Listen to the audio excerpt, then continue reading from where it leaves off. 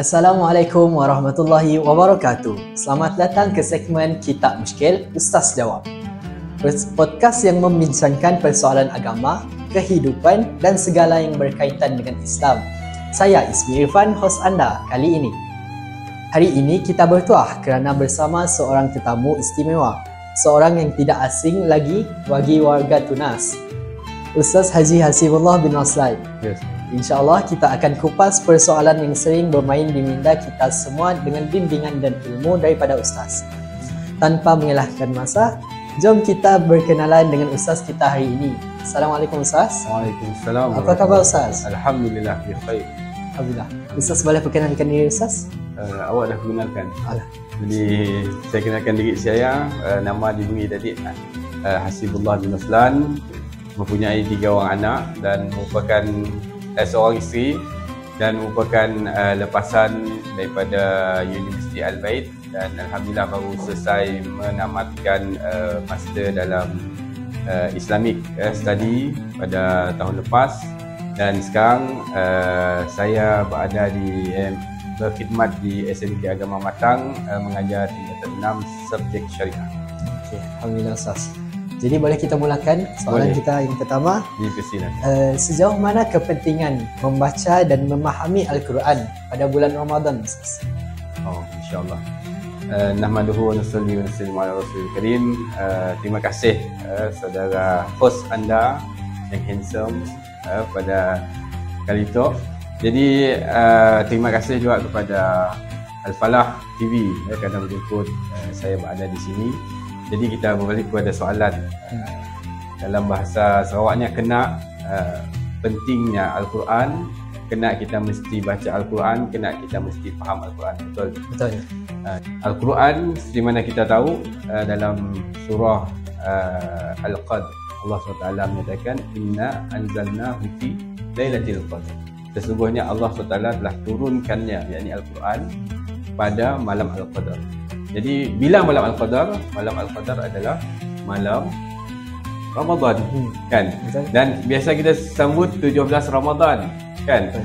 17 Ramadan adakah dalam Lailatul Qadar? Jadi ini selalu muskil orang. Adakah benar Al-Quran datang pada bulan Ramadan, malam Lailatul Qadar? Dan sebenarnya setiap tahun kalau siapa jadi khatib Jumaat di mana-mana masjid Sarawak, segalanya akan terjawab. 17 Ramadan adalah turunnya Al-Quran ke Baitul Ma'mur. Dan turunnya daripada langit ke bumi itu pada malam Al-Qadar. Jadi no issue sebenarnya. Dan setiap tahun benda tu memang akan ada orang berfikirkan kena nuzul Al-Quran 17 Ramadan. Dan dia adalah pendapat yang masyhur.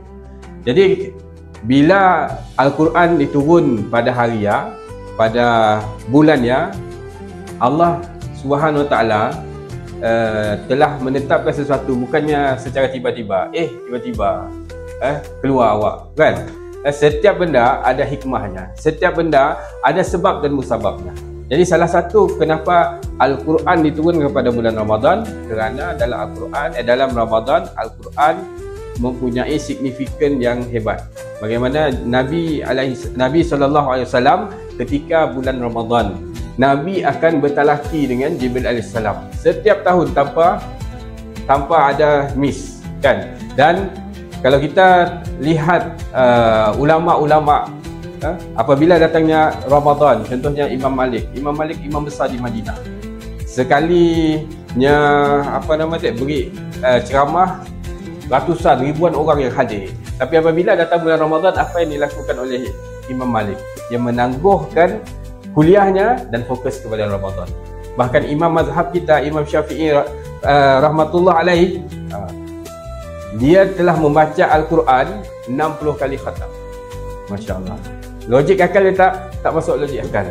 Tapi dari segi fikir, kalau kita asalnya, kalau kita fikir memang tak logik akal. Tapi ada satu qaul daripada anak muridnya, Imam Syafi'i, apabila ditanya satu hukum, dia perlukan masa 3 hari untuk menjawab. Kenapa? Sebab dia akan bila satu soalan datang, Imam Syafi'i akan mengulang bacaannya. Dalam masa 3 hari, ini masalah ni ada dalam ayat tu. masalah ni adalah dalam masa 3 hari selesai satu persoalan. So itulah tak mustahil Imam Syafi'i, lagipun dia menyatakan 60 kali itu bukan Imam Syafi'i tapi anak murid Imam Syafi'i. Jadi nak bagi tahu kepada kita betapa Ramadan ni sangat rapat dengan Al-Quran, dan rugi seandainya kita tak memanfaatkan Ramadan ini dengan Al-Quran. Subhanallah, pentingnya Al-Quran pada bulan Ramadan, Ustaz. Jadi soalan yang seterusnya, Ustaz, apakah amalan sunnah yang sering diabaikan tetapi boleh dipraktikkan dalam bulan Ramadan? InsyaAllah. Jadi Ramadan adalah pesta untuk kita ibadah. Selain kita biasa pesta untuk makan, kan? Jadi makan-makanlah. Dan ada satu lagi keperluan yang kita perlu sempurnakan adalah pesta ibadah, kan? Sebab apa?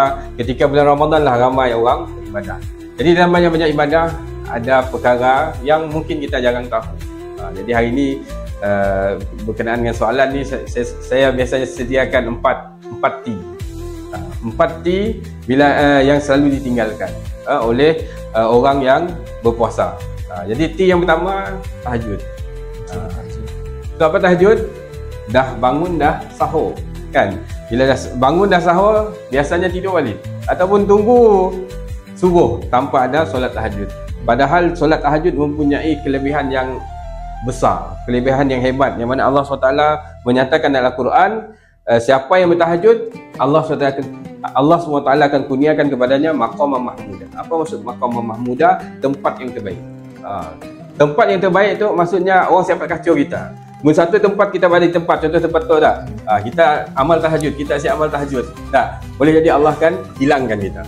Boleh jadi macam dia. Macam juga kita dalam kerja, dalam apa-apa bidang, apabila kita amal tahajud, maka Allah akan pelihara kita dan letakkan kita di maqamah mahmudah. Yang pertama. Yang kedua adalah taubat. Sebaik-baik taubat, ucapan taubat adalah astaghfirullah. Dan Allah SWT sebut dalam Al-Quran menceritakan tentang ahli syurga.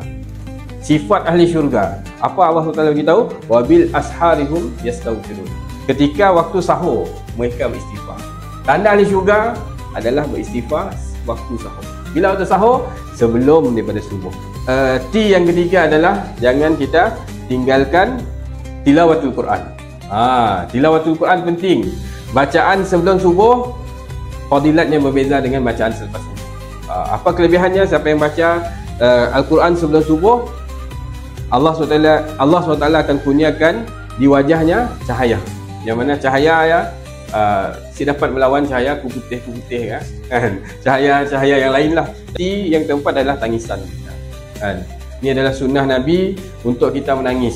Riwayat menyatakan Nabi bila berdoanya menangis sehingga air mata yang jatuh ke dadanya dan membasahi bulu dadanya.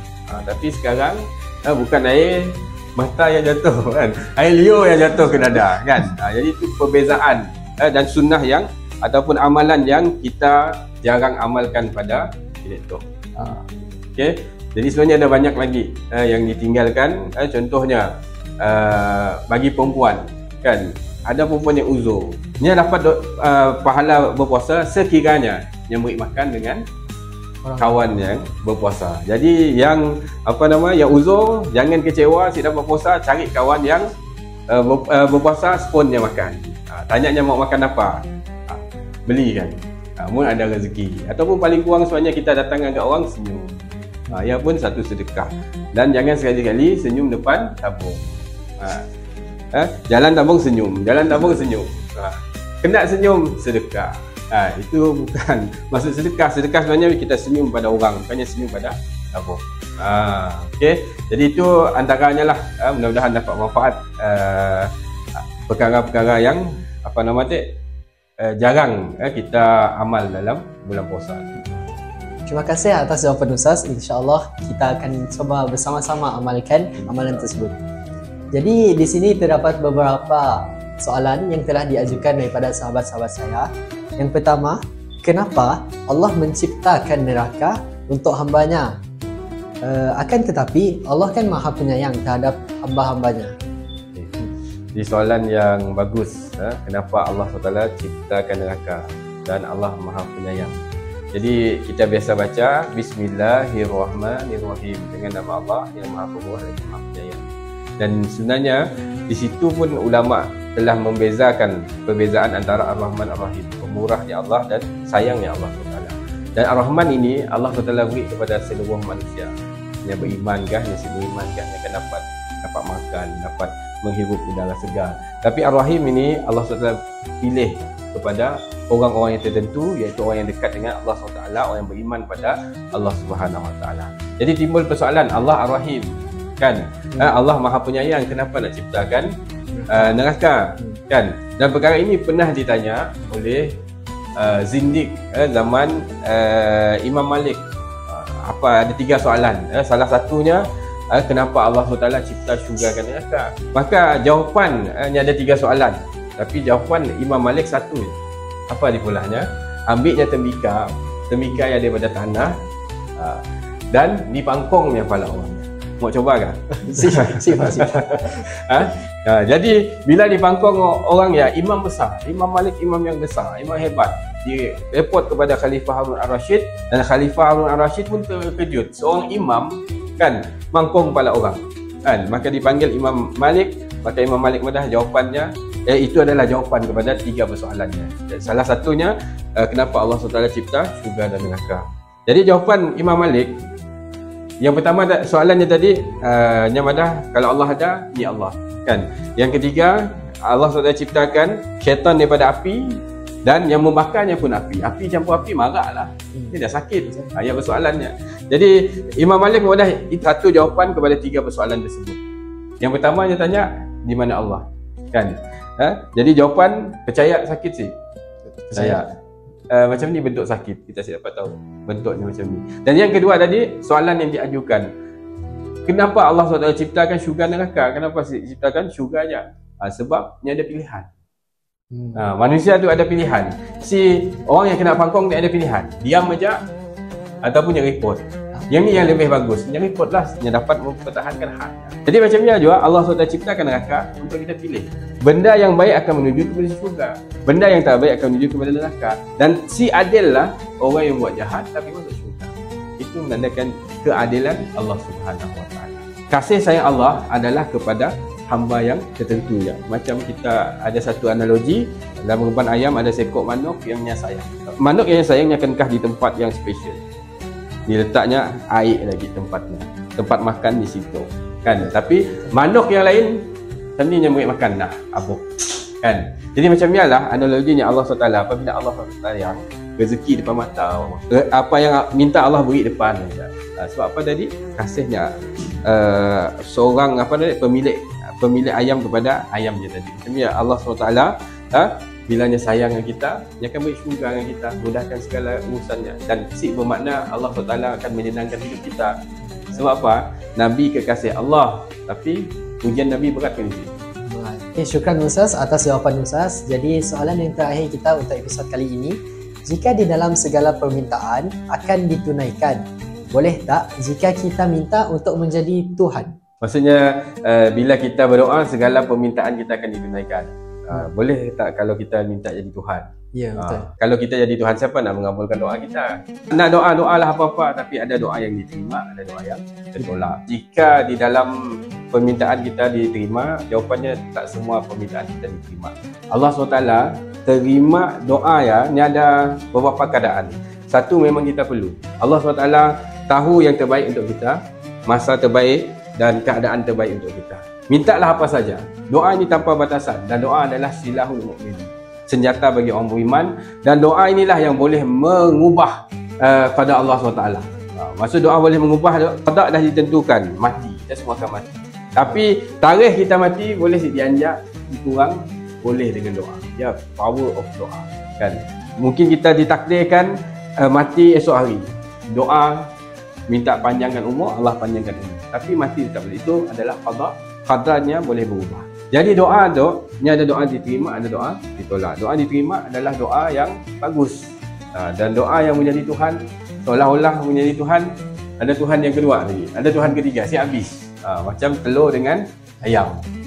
Ayam kan telur dulu. Orang madah telur dulu, tapi telur yang datang dari sini. Daripada ayam. Daripada ayam lah. Ayam yang datang sini. Daripada telur. Jadi punya jadi Tuhan. Si habisnya Tuhan lagi. Jadi doa yang adalah doa yang tertolak. Jadi wallahu alam. Jajaklah jawapan. Jadi itu sahaja untuk podcast kali ini. Jadi sekiranya kamu di sana, kamu semua mempunyai perkara-perkara yang muskil, boleh ajukan di ruang komen di bawah untuk dijawab pada episod yang seterusnya. Jadi anda muskil, Ustaz jawab.